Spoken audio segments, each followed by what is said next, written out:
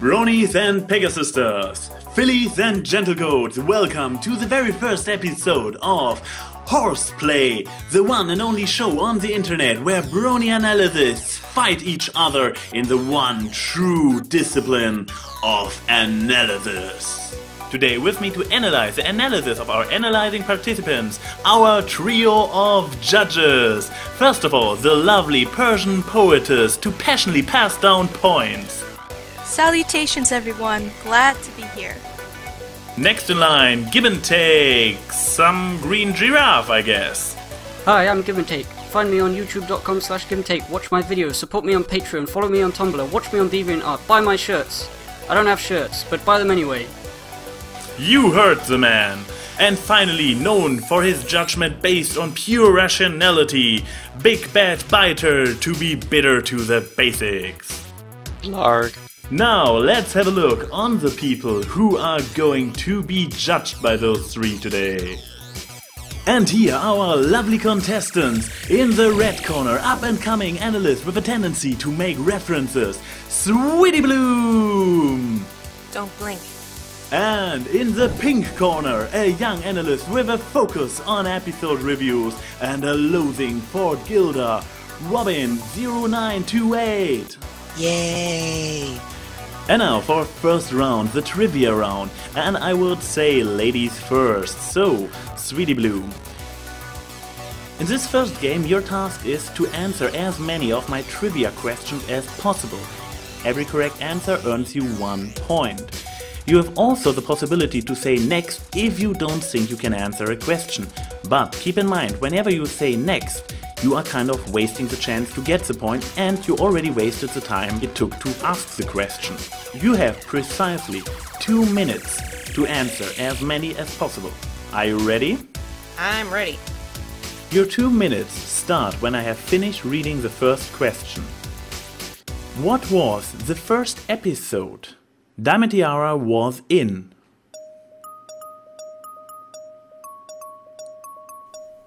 Pass.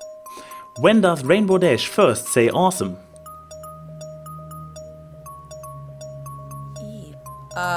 Take a guess in the worst case. Pass. Approximately Pass. how many Pinkie Pies were in Too Many Pinkie Pies? Guessing is fine. 55. How many stars are in Twilight's cutie mark? 5 unless you include the center one, in which case 6. The color of the love potion from Hearts and Hooves. Pink. What was Rainbow Day's Nightmare Night costume? It was Shadow Bolt. What was the color of Rarity's dress in The Best Night Ever? It's like a maroon, pinkish purple. How many Pegasi were visible enrolled at the Wonderbolt Academy? 7. The name of Chancellor Puddinghead's assistant? Pass. What was Apple Bloom's first cutie mark in Cutie Pox? The ring. How, Loop de hoop. how many songs are in Magical Mystery Cure? 7. As of Season 4, how many Daring Do books exist? Depending on how you count the continuity, as they were saying in the episode, I think there was something around 5. However, there was a shot that showed somewhere around 12. What color was Fluttershy's first Parasprite? Blue. How many songs in Pinkie Pride did Cheese Sandwich sing? 3. How many colors are in Rainbow Days mane? 6. How many Sonic Rainbooms has Rainbow Dash performed? 6. How many days elapse in Sleepless in Ponyville? 2. So, Sweetie Bloom already did a quite nice performance. Now I hope you're up to the task as well, Robin. You still know the rules. You have 2 minutes to answer as many questions as possible. When you don't know an answer, just say next or pass or anything similar. The time starts when I have finished reading the first question.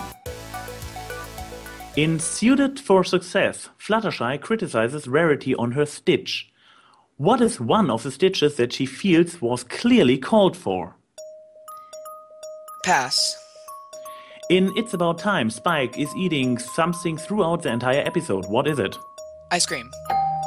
Arranging the episodes in the proper order. Stairmaster, Suited for Success, Call of Duty. Call of the Cutie. Stairmaster. And what was the third one? Suited for Success. Suited for Success, Call of the Cutie, Stairmaster. In games ponies play, Shining Armor is wearing 2 items not commonly seen on ponies. What are they? A hat and a whistle. How many stars are on Shining Armor's cutie mark? 4. In Winter Wrap-Up, what team was Pinkie Pie on and what was the color of her vest? The weather team, and it was a blue vest. In Winter Wrap-Up, Twilight uses magic to accomplish what task? She uses magic to help her with the plow on the clearing team. In Apple Family Reunion, we see Granny Smith when she was young. What hairstyle does she sport? Pass. In Castlevania, Fluttershy goes to the castle with 2 companions. Who are they? Angel Bunny and Rarity. In Pinkie Pride, Pinkie tries other jobs when she is shadowed by Cheese Sandwich. Name one of them. Mailmare. In Three's a Crowd, Discord claims he is sick. What does he claim he's sick with? The blue flu. In Simple Ways, Rarity has a crush on a pony. What is his name? Trenderhoof. In Philly Vanilli, Flutter Guy performs at numerous events. Name 2 of them. The schoolhouse and at the ribbon cutting ceremony. What is the pen name for Daring Do? AK Yearling. What is Daring Do's cutie mark? It is a map and compass. So, we have finished our first game, and now let's have a short look on the score. Oh, that is close. And we see, it is a close call. So, let's see how you perform in the second game. Now for our second game, the analysis round. What I'm going to do is I am giving you one topic and it is your task to give us an up to 3-minute long interpretation or analysis, whatever comes to mind, to the topic I'm giving you, and then our 3 lovely judges are going to judge you. Are you ready for it? I'm ready.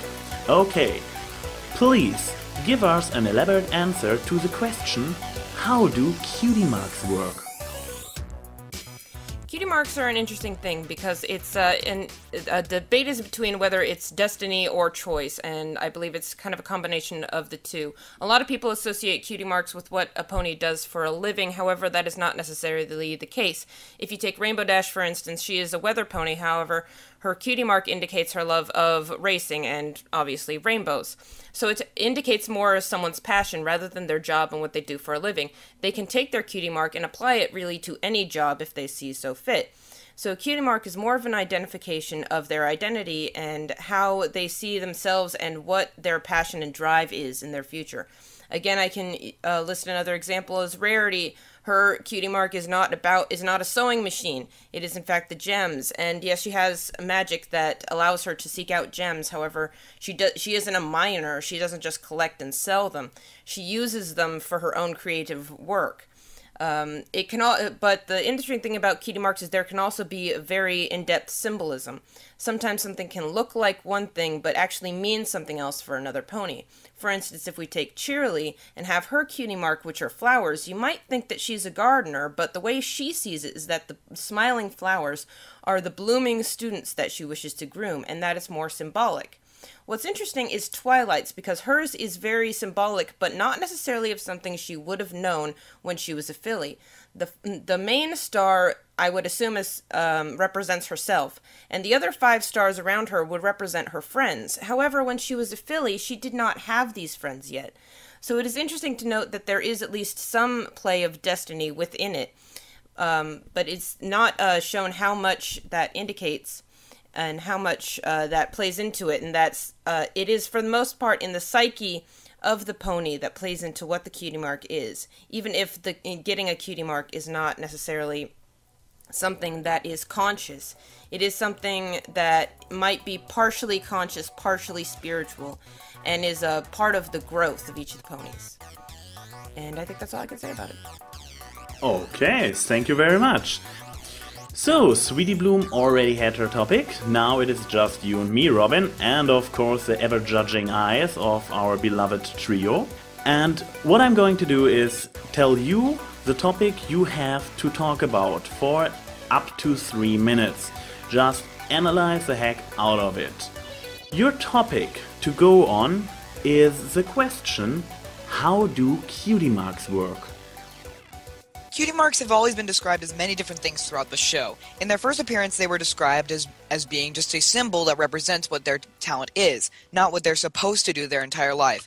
However, throughout the other seasons, they have turned from just being a symbol to being an actual thing with powers over it.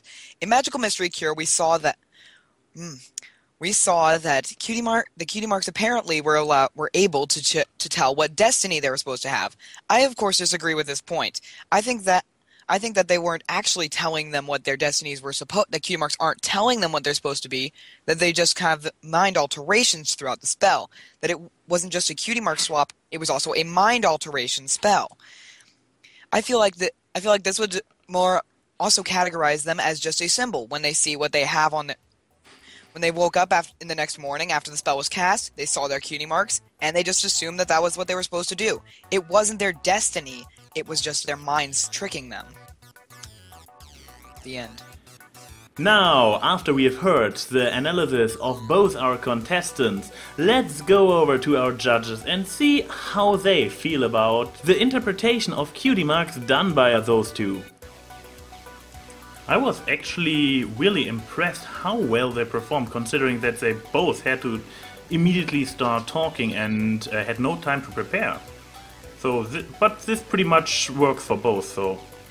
Yeah, I was gonna say, just from sense of comparison, like, I like Sweetie Bloom's breakdown of cutie marks because she brought in lots of different examples and covered quite a wide spectrum. Something we are going to change in the future. Yeah, whereas Robin only really sort of talked about... with Sweetie, she explored a lot of nuances, whereas Robin showed good brevity and got to the meat of the argument. It depends more of what you're looking for, but I do agree, Sweetie really ran the gambit with her examples. Yeah, the main point that I picked up from Robin's breakdown was his discussions on the minds being affected in Magical Mystery Cure, which is a rather... like, it was the only one example that he turned to, whereas at least Sweetie turned to many. Yeah, Robin's argument was very intriguing, actually. I find there's a lot of possibilities in it, but it doesn't help when there's not as much grounding for it. You have to really back it up and bring the episodes to the table, so I agree with you on that. Thank goodness. I don't want any determinism in my show. Well, if there's one thing about Robin's performance, is that I could smell his fear. Very much so. He was all shaking and stuttering. I didn't think he could... Well... Smell-o-vision has arrived! Yes. Well, Indeed. But yeah, he was very much less able to, like, because Sweetie Bloom, she didn't really stutter, she didn't really go, she sort of went the whole thing, she went for longer, in fact. She was good. It was good. Her pacing was good, she took her time. I kind of sensed nerves on both of their parts, but I believe they held themselves together, even Robin. There was a few stumbling of words here and there, but nothing too significant, in my opinion. Yeah, when I first heard it, my first thought was that we needed to give them like a minute or so to actually compile their thoughts and get themselves composed. Definitely. Asking them to just jump straight at it is quite a huge ask, and both pulled it off really well.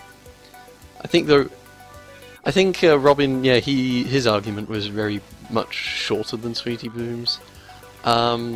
Though, to go back to the meat of what was discussed, like, Sweetie Bloom kind of threw me a little bit off at the beginning when she said, I think it's between destiny or choice. because it sounded like it was kind of about, you know, determinism and whether we get to determine we choose it or whether destiny is or fate determines it for us, you know, just from what she said. But then what she described it about was, you know, just particular examples of how people had their own cutie marks. Like, she didn't actually explore the determinism angle. Okay, thank you Through very much. And now let's have a look at the final score.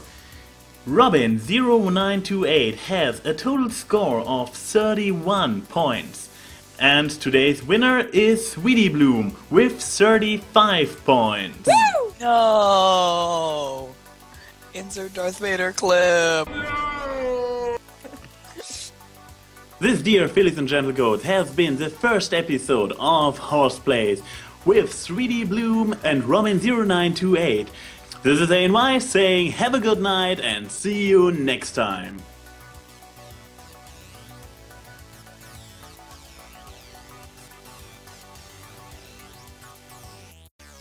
You had a good time? Well, so did we. And to continue having a good time together, why not check out the channel of everybody involved? Our beloved judges, the participants, the producers, and, well, mine. This is ANY saying from all of us at Horseplays, see you soon.